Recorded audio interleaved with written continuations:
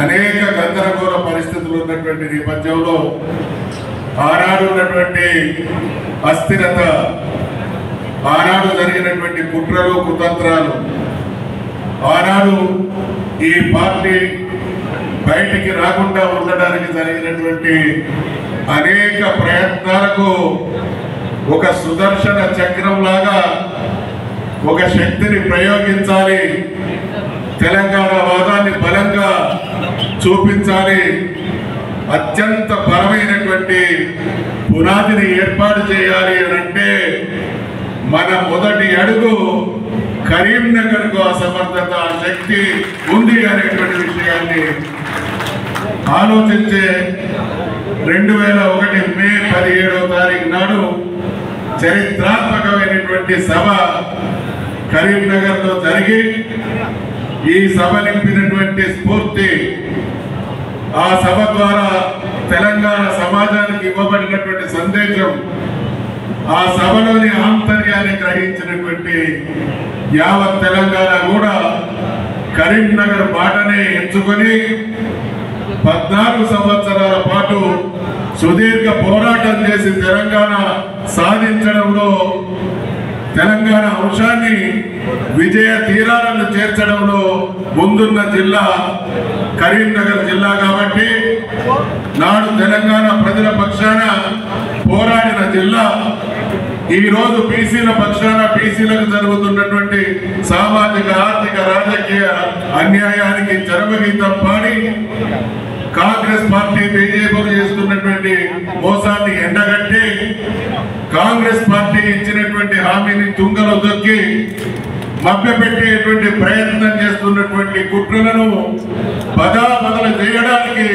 ఈరోజు కేసీఆర్ గారి సూచనల మేరకు కరీంనగర్ లో బీసీల సభ జరపాలనేటువంటి నిర్ణయం జరిగింది. కాబట్టి ఈడికి వచ్చినటువంటి చేతులెత్తినటువంటి పిడికిళ్ళు బిగించినటువంటి ఇక్కడున్నటువంటి పెద్దల మాటకు స్పందిస్తున్నటువంటి ప్రతి కార్యకర్త 8వ తారీఖున జరగనున్నటువంటి కార్యక్రమాన్ని చాలా సీరియస్ గా తీసుకొని ఆ సందేశానికి ఢిల్లీకి రాష్ట్రానికి పంపి ఎక్కడ ఎప్పుడు ఎవరికి అన్యాయం జరిగినా రాష్ట్రపతి ఏం సమాధానం చెప్పకపోయేటక్కడ ఒక ఆర్డినెన్స్ తయారు చేసి ఆర్డినెన్స్ కాపీ పంపించారు. ఇది చూసే ప్రజానికానికి ఎట్లా కనబడుతున్నదంటే అసలు పొలిటికల్ పార్టీ వాళ్ళు ఎవరు మాట్లాడతారు, ఒక్క కాంగ్రెస్ మాత్రం బీసీ అని చెప్పి బాగా పరిగెత్తుతుంది, ఢిల్లీ పోతుంది, ఇక్కడ తిరుగుతుంది అని చెప్పి ప్రజల్లో హీరో కావడానికి ప్రయత్నం చేస్తా ఉన్నారు.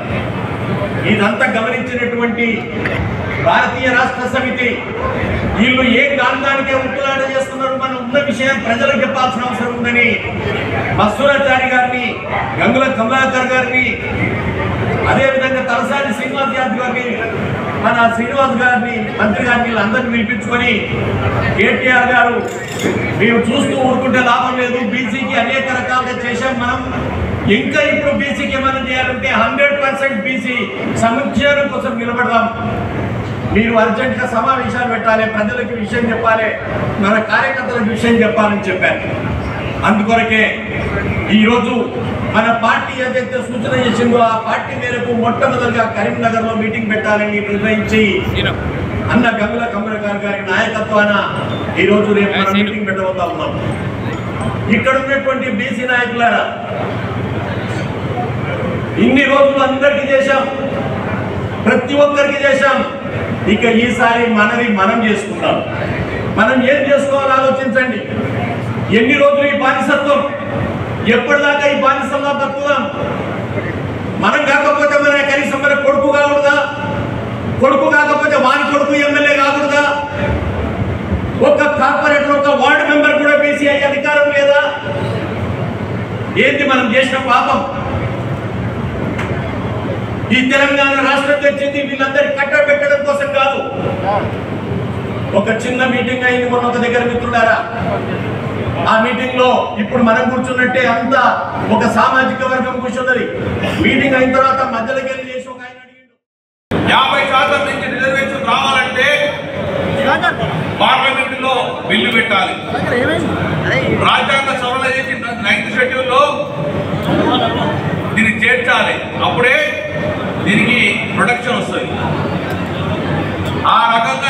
చేయకుండా మేము ప్రెసిడెంట్ పంపినాం, ఆర్డినెన్స్ తీస్తాం, జీవో తీస్తామని రోజు ఒక కథ చెప్పి ఇప్పుడు మోసం చేసి చేతులెత్తేసే పరిష్కరించింది. మీరు చేతులెత్తేసినా కూడా తెలంగాణ బీసీలు మాత్రము మిమ్మల్ని వెంబడిస్తూనే ఉంటుంది.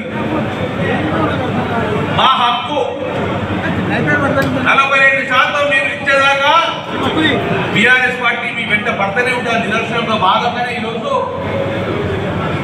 మనప్రదంగా కరీంనగర్లో ఒక సమావేశం బహిరంగ సభ పెట్టుకొని అల్టిమేట్ ఇవ్వాలి. మీరు తప్పించుకున్న ధోరణిలో ఉన్నారు. కొంతమంది పోయి ఓహో ఆర్డినెన్స్ బాగుంది, ఓహో జీవో బాగుందన్న వాళ్ళు ఎవరు చెప్తలేరు. ఎందుకంటే జీవో ద్వారా ఆర్డినెన్స్ ద్వారా బీసీలకు రిజర్వేషన్ రాదు.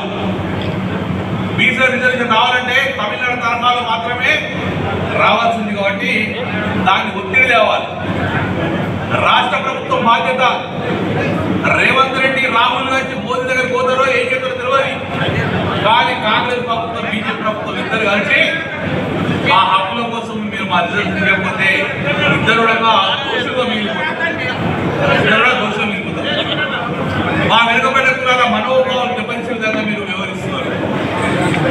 మాకు అన్యాయం చేసే విధంగా మీరు వివరిస్తున్నారు. కాబట్టి బీఆర్ఎస్ పార్టీ నోటీసు కూడా చెప్తుంది, జీవో ద్వారా న్యాయం జరగాలి, ఆర్డినెన్స్ ద్వారా న్యాయం జరగాలి. న్యాయం జరగాలంటే పార్లమెంట్లో రాజ్యాంగంలో 9వ షెడ్యూల్లో చేర్చాలి. మరి ఆ దిశగా అడుగులు వేయలే ప్రభుత్వం. ప్రెసిడెంట్ పంపినరు, గవర్నర్ పంపినమంటారు. మొత్తానికైతే మనోభావాలను బీసీల మనోభావాలు దెబ్బతీసే విధంగా ఉన్నది. కాబట్టి ప్రప్రదంగా కరీంనగర్లో బీఆర్ఎస్ పార్టీ ఒక బీసీ సమావేశం ఏర్పాటు చేసుకొని కరీంనగర్ ఉమ్మడి జిల్లాతో పాటు 10 ఉమ్మడి జిల్లాలు పెట్టుకొని కాంగ్రెస్ పార్టీ వెంటనే ఉంటుంది. కాంగ్రెస్ పార్టీ నిద్రపోనియం. కాంగ్రెస్ పార్టీ బీజేపీ తోటి మీరు ఏం మాట్లాడుకుంటారో కానీ మా 42% జరిపించేదాకా మీ వెంబడి పడుతూనే ఉంటాం. తెలంగాణ ఉద్యమం ఎట్లా జరిగిందో ఆ ఉద్యమం మరొకసారి బీసీ ఉద్యమం తీసుకొస్తామని చెప్పేసి కరీంనగర్లో ప్రప్రదంగా ఈరోజు సమావేశము పెట్టడం జరుగుతుంది. అది 8వ తారీఖు నాడు, ఆగస్టు 8 నాడు చూసాం. వర్షాలు పడతాయి కాబట్టి సర్కస్ గ్రౌండ్లో 10,000 చైర్లు పడే అవకాశం ఉంటుంది. కాబట్టి ఆ సర్కస్ గ్రౌండ్లో సమావేశం ఏర్పాటు చేద్దామన్న ఉద్దేశంతో ఈరోజు ప్రిలిమినరీ మీటింగ్, ముందస్తుగా మీటింగ్ ఏర్పాటు చేసుకోవడానికి బీఆర్ఎస్ పార్టీ తెలంగాణ డెలిగేషన్ కూడా ఈరోజు రావడం జరిగింది. వారు మీతోటి మాట్లాడేది ఏంటంటే తెలంగాణ ఉద్యమం ఎట్లా జరిగిందో మణిదశ ఉద్యమం లాగా బీసీ ఉద్యమం చేయాలి. దానికి మొదటిగా కరీంనగర్కే ఎందుకు సెలెక్ట్ చేసుకున్నామంటే కరీంనగర్ నుంచి ఏ ఉద్యమం చేపట్టినా అసఫలీకృతం అవుతుంది. ఏ పార్టీ వాడు చూసినా కూడా బీసీ అని చెప్పని తప్ప ఏం లేదు. రాహుల్ గారి నోట్లో అదే ఉంది, ప్రధానమంత్రి గారి నోట్లో అదే ఉంది. ఏ పార్టీ వచ్చినా కానీ బీసీ అంటే ఇన్ని సంవత్సరాలకు వీళ్ళకి మనం గుర్తొచ్చినందుకు, వీళ్ళ ఓట్లతో మనం పైన కూర్చున్నాం, వీళ్ళ ఓట్లతో అనుభవించిన వీళ్ళని మర్చిపోయినాం. ఇప్పటికైనా వీళ్ళని గుర్తుపెట్టుకొని వీళ్ళకు రాబోయే రోజుల్లో అన్నిట్లో వాటా ఇస్తామని చెప్పి మరి ఏ దేశం పైన రాహుల్ గాంధీ గారు చెప్తున్నారు, మరి ప్రధానమంత్రి గారు చెప్తున్నారు, ప్రతి ఒక్కరు చెప్తున్నారు.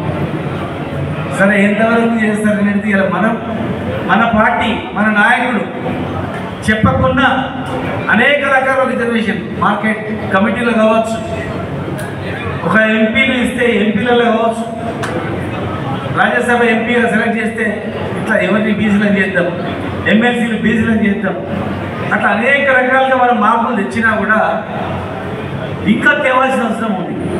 మన పరిధిలో మనం చేసిన ఇవాళ మీరందరూ కూడా తెలుసుకోవాలి. చాలామంది ఏం చేస్తారంటే మీరు బీసీ రిజర్వేషన్ తక్కువ చేసారు కదా అని చెప్పి మాట్లాడతారు. కానీ మీరు తెలుసుకోవాలి, మనం తక్కువ చేయలే. మనం పెంచి 34% పెంచితే ఇదే కాంగ్రెస్ నాయకుడు స్వప్నారెడ్డి అనే ఆమె పేరు మీద హైకోర్టులో కేసు వేయించింది. పెంచడానికి వీల్లేదు, 50% మించుతుంది పెంచితే అని చెప్పి హైకోర్టులో కేసు వేస్తే ఆ కేసులో మనం ఓడిపోయినాం. మళ్ళీ మనం సుప్రీంకోర్టుకు పోయినాం. సుప్రీంకోర్టుకు పోతే సుప్రీంకోర్టులో కూడా 50% మించి మీరు ఇవ్వడానికి వీలేదు అన్నప్పుడు తప్పని పరిస్థితులలో అప్పుడు మనం 24% మనం కుదించుకొని ఇవ్వడం జరిగింది, చేయడం జరిగింది. ఇది ఈ రోజు వాళ్ళు ఏం చేస్తున్నారు? పుట్టమది గారు మదన్న పైకి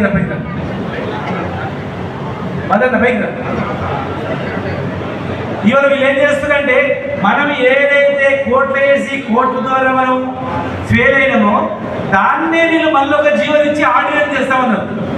మన పార్టీ మొట్టమొదటి నుంచి కూడా ఇవాళ ఢిల్లీలో రాజ్యాంగ సవరణతోనే జరుగుతుందని మనం చెప్పినాము. ఇలా మన రూట్ వాళ్ళు వచ్చింది. మొన్నటి వరకు ఎన్నో మోసాలు చేయడానికి పోయింది కనుక ఇలా బాధ్యత కేంద్రాన్ని మొత్తం మీద మనం చెప్పినట్లనే వాళ్ళ దారికి వచ్చి ఇలా మేము ఢిల్లీ పోతామని అంటున్నాం. నువ్వు ఢిల్లీ పోతావో బొంబాయి పోతావో తెలియదు నాకు, కానీ మీరు 42% ఇచ్చే ఎలక్షన్లో పోతామన్నావు, అది మాకు కావాలి అని చెప్పి మన దాని మీద ఆ కార్యక్రమం మీద మనం ఇది రేపు అన్నిట్లలో కూడా ఏ మీటింగ్ పెడతామో గంగులన్న ముందుకు వచ్చి ఫస్ట్ మా కరీంనగర్లో పెట్టాలి, కరీంనగర్ నుంచి స్టార్ట్ చేయాలన్నప్పుడు కేటీఆర్ గారు కూడా మనకు కరీంనగర్ మంచి అయి వస్తుంది, కరీంనగరే మనకు అన్ని ఉద్యమాలకు ముందు నుంచి అది నడిపినాం కనుక కరీంనగర్ నుంచే పెడదామని చెప్పి మరి వస్తుంది కరీంనగర్ నుంచే పెడదామని చెప్పి చెప్పడం జరిగింది. కనుక ఇక్కడ వచ్చినటువంటి నాయకులు దయచేసి మరి మనం ఎక్కువ ఓటు పేర్కొన్నటువంటి వర్గం ఇది. మీరు ఏ సర్పంచ్ నిలబడ్డా, జెడ్పీటీసీ నిలబడ్డా, ఎమ్మెల్యే నిలబడ్డా, ఎంపీ నిలబడ్డా, ఏ నిలబడ్డా ఎలక్షన్లో ఓటు వేయడంలో ఏ ఎలక్షన్ సింగిల్ ఉన్నాయని ఇస్తున్నా కూడా బరాబర్ 50% పైనే ఉంటుంది, 60% పైనే ఉంటుంది. మరి మీకు వీళ్ళందరూ కూడా అవసరం కనుక ప్రతి ఒక్కరు కూడా వీళ్ళని కదిలించాల్సిన అవసరం ఉంది. భవిష్యత్తులో మహిళా నాయకత్వం కూడా చాలా అవసరం. 33% రిజర్వేషన్ ఇవ్వడం జరిగింది. 33%లో బీసీలు లేరు కదా, బీసీ రిజర్వేషన్ ఎట్లా దానిపైన కూడా మన పోరాటం ఉంది. కనుక భవిష్యత్తులో చట్టసభలో కూడా ఇస్తామంటారు, దానిలో కూడా మరి గొప్ప అవకాశాలు ఉంటాయి. కనుక ఇది కరీంనగర్లో మొట్టమొదటి సభ గంగులన్న మరి ఇక్కడ పెట్టిండు. ప్రతి ప్రోగ్రాంలో కూడా వాళ్ళంతా సహాయం మరి పార్టిసిపేట్ జిల్లా వాళ్ళందరూ కూడా పత్రపాలు అందరూ కనుక ఆ రోజు వేలాది మందితో ఎంతమందిని అన్నందరికి ఇన్ఫార్మ్ చేస్తాడు. దయచేసి వేలాది మంది ఆ రోజు రావాలి. ఇది మన ఆత్మగౌరవ పోరాటం. తెలంగాణ గురించి అయితే ఎట్లయితే మనం పోరాటం చేసినామో తెలంగాణ మాదిరిగా ఇది మన ఆత్మగౌరవం గురించి చేసేటువంటి పోరాటం. మన పార్టీ కట్టుబడి ఉంది, ఆ లైనప్లోనే ఉంది. కనుక మనం దాని దిశగా ఆ రోజు అందరూ హాజరై మన నాయకత్వం ఇచ్చినటువంటి సూచనలు సలహాలు పాటించి ముందుకు తీసుకెళ్ళవలసిన